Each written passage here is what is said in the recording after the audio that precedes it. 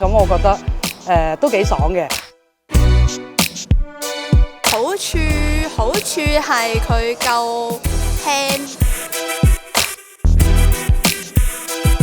都幾快，幾舒服，係啊。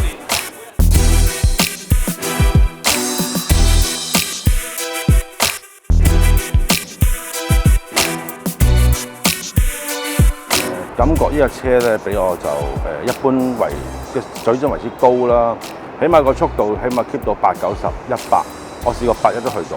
我而家揸緊係 CB1000咧，但係感覺上呢架車基本上應付到日常嘅道路，完全冇問題嘅。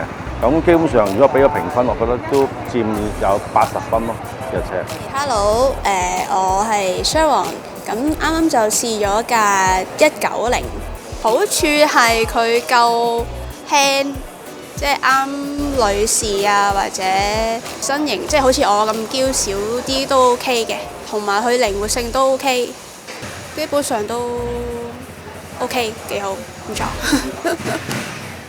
我就叫阿田啦，今日就試咗部 CB190R 啦，都 OK， 幾舒服嘅。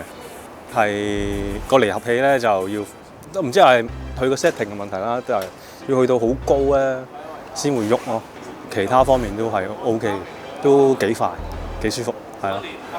Hello， 我叫家寶，啱啱試咗架190嘅康乃電啦新車，咁我覺得都幾爽嘅，因為我之前揸 PCX 咧就揸125，而家190當然係好有勁度啦，落車都上車同落車都好爽，不過就有少少嘈啦。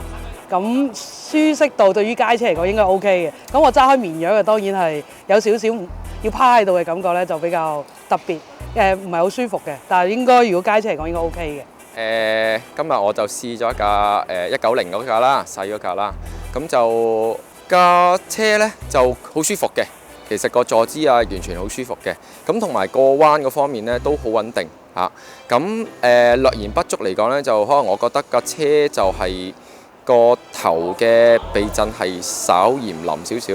咁，其餘加速力啊，甚至乎我試過2波起步啊，咁完全都好暢順嘅。咁作為一架代步嘅街車呢，係絕對好適合嘅。